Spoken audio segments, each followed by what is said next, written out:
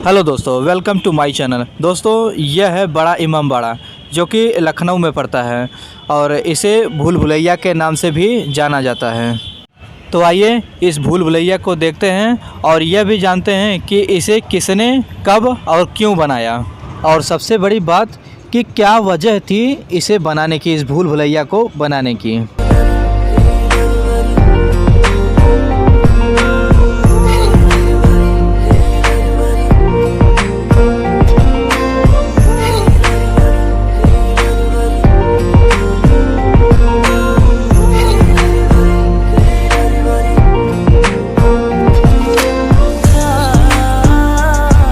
दोस्तों, यह बड़ा इमामबाड़ा लखनऊ में पड़ता है। उत्तर प्रदेश की राजधानी लखनऊ में पड़ता है। यह इमामबाड़ा एक किला, एक भूल भुलैया होने के साथ साथ यह यहाँ पर एक मस्जिद भी है और यहाँ पर लोग इबादत भी करते हैं। इस इमामबाड़े में आने के लिए आपको 50 रुपये का टिकट देना पड़ेगा। 50 रुपये का टिकट से ही आप अंदर प्रवेश कर पाएंगे।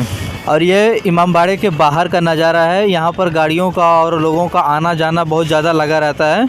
क्योंकि यह इमामबाड़ा एक टूरिस्ट स्थल है, एक पर्यटन स्थल है, इसलिए यहाँ पर काफ़ी दूर दूर से लोग आते हैं और यहाँ पर भीड़ का काफ़ी ज़्यादा जमाव आप देखेंगे। दोस्तों, उत्तर प्रदेश को कई नामों से जानते हैं। जैसे पहले राजाओं का शासन था तो इसे अवध कहते थे, और जब अंग्रेज़ों का शासन हुआ तो इसे यूनाइटेड प्रोविंस कहते थे, और जब भारत आज़ाद हुआ तो इसे उत्तर प्रदेश नाम दिया गया, जो कि अभी तक है। तो जब यह इमामबाड़ा बना तो दोस्तों उस टाइम इसे अवध कहते थे, और यह बना था 1784 से 1794 के बीच में।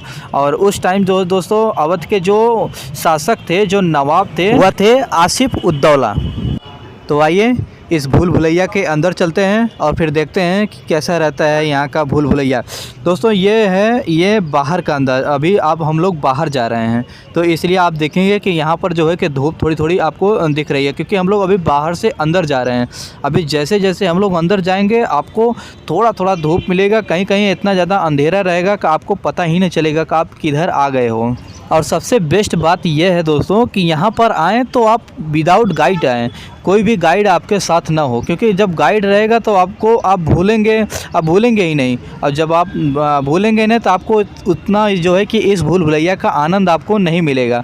जब आप जो है कि गाइड नहीं लेके आएंगे तो आप इधर उधर भूलेंगे। जैसे आप अभी देख सकते हैं, ये पूरा एकदम अंधेरा है, अभी यहाँ कुछ भी दिखाई नहीं दे रहा कि आने वाला कदम क्या हो सकता है। इसीलिए इसी को भूल भुलैया नाम दिया गया है।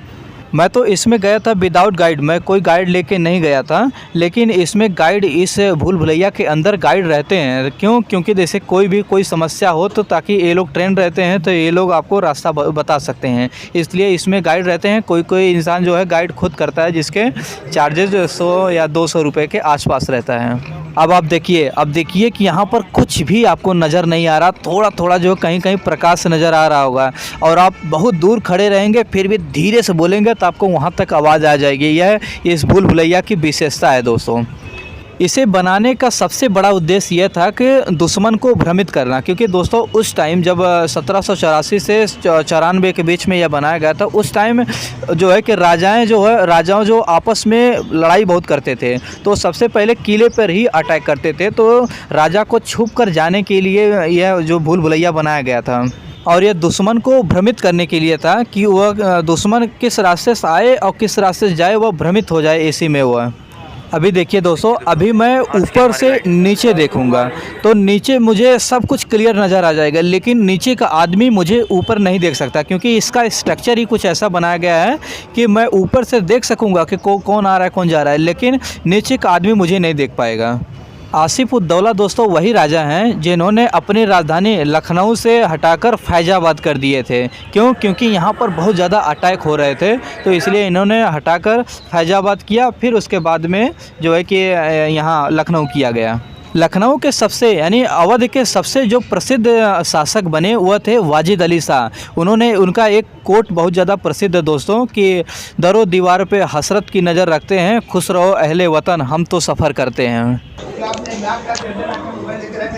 मोबाइल अगर ज़माने में होता तो नवाब के पास हीरे का मोबाइल होता, हीरे का मोबाइल था ही नहीं। तो यही ऊपर एक दीवार है जहाँ पे आप लोग काम लगाएंगे, तो हम बोलेंगे आप लोग सुनेंगे और आप बोलेंगे तो हम जवाब देंगे, जिसको कहते हैं दीवारों के भी तो आप जानते हैं। यहाँ पर आप लोग देख सकते हैं कि यहाँ पर गाइड जो है सबको बता रहे हैं यहाँ के हिस्ट्री, कैसे राजा महाराजा जो है रहते थे, अटैक होने पे कैसे यहाँ पर छुपते थे।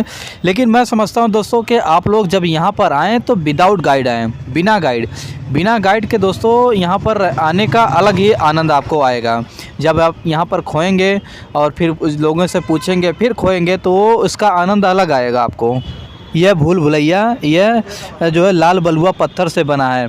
आप देख सकते हैं दोस्तों कि जो है कि ये लाल बलुआ पत्थर आप इसके आसपास नहीं, ये बल्कि जो है कि मध्य प्रदेश के एक पहाड़ी में मिलता है, तो वहाँ से जो है कि इस लाल बलुआ पत्थर को लाया गया था। अभी आप लोग देख सकते हैं कि यहाँ पर काफ़ी ज़्यादा चहल पहल है, काफ़ी ज़्यादा यहाँ पर भीड़ है। भीड़ इसलिए दोस्तों क्योंकि यहाँ पर सुबह है, दोपहर का सुबह और दोपहर का टाइम में काफ़ी ज़्यादा यहाँ पर भीड़ रहती है। और इसमें से 90% लोग ऐसे होंगे दोस्तों जो कि विदाउट गाइड के हैं। ये तो कोई 2-4 लोग गाइड लिए होंगे, इसलिए यहाँ पर काफ़ी ज़्यादा भीड़ हो गई उनकी हिस्ट्री सुनने के लिए। लेकिन आप आएँ तो विदाउट गाइड आएँ। और एक है कि आपको शाम को नहीं आना है दोस्तों, क्योंकि शाम आएंगे तो यहाँ पर कोई भी समस्या हो सकती है। अब आइए दोस्तों इस भूल भुलैया के छत पर। आप देखिए ये छत का नज़ारा है, ये भूल भुलैया का ऊपर का है। इसे अच्छी तरह से डिज़ाइन भी दिया गया है दोस्तों, ना कि सिर्फ यह जो है कि एक भूल भुलैया है, बल्कि इसे एक अच्छे रूप में बनाया भी गया है। दोस्तों अभी तक इसमें कोई भी रिबिल्ड नहीं किया गया है, इसे जैसे कि तैसे वैसे ही रखा गया। बस हाँ इतना है कि इसे देख रेख की जाती है ताकि कोई इसे तोड़ फोड़ ना कर सके। और आप लोग देख सकते हैं ये एकदम अंदर कोर का एरिया है। दोस्तों इसका स्ट्रक्चर कुछ ऐसा बनाया गया है कि आपको लगेगा कि आप बाहर जा रहे हैं, लेकिन घूम फिर के आप फिर उसी जगह ही आ जाएंगे। आप ऊपर चढ़ेंगे तो नीचे आएंगे, नीचे चढ़ेंगे ऊपर जाएंगे। इस तरह से जो है कि इसका स्ट्रक्चर बनाया गया है ताकि आप जो है कि इसमें भ्रमित हो जाएं। और दोस्तों यहाँ पर कुछ लोग आके जो है मस्ती भी करते हैं, चिल्लाते हैं जो है कि हर हर महादेव,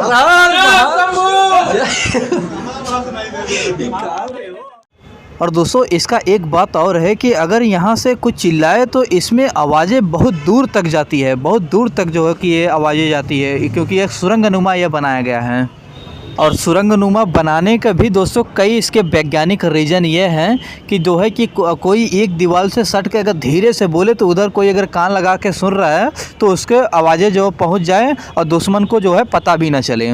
इस तरह का जो है दोस्तों इसका कुछ स्ट्रक्चर जो है बनाया गया है। दोस्तों हिस्ट्री के अनुसार कोई भी किला या कोई भी जब इस तरह से भूल भुलैया कोई बनता था तो जो इसके आर्किटेक्ट होते थे, जो इसे बनाने वाले होते थे, उसे राजा अपने शरण में रख लेते थे। क्यों? क्योंकि दोस्तों जब भी कोई आपात स्थिति होती थी तो वह जो है कि उसी आर्किटेक्ट का सहारा लेकर जो है राजा सुरक्षित बाहर निकल जाते थे।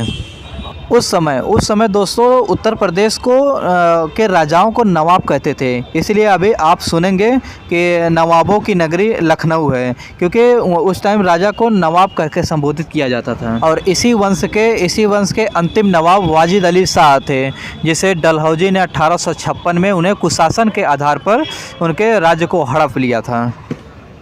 तो दोस्तों ये रहा बड़ा इमामबाड़ा का पूरा इतिहास।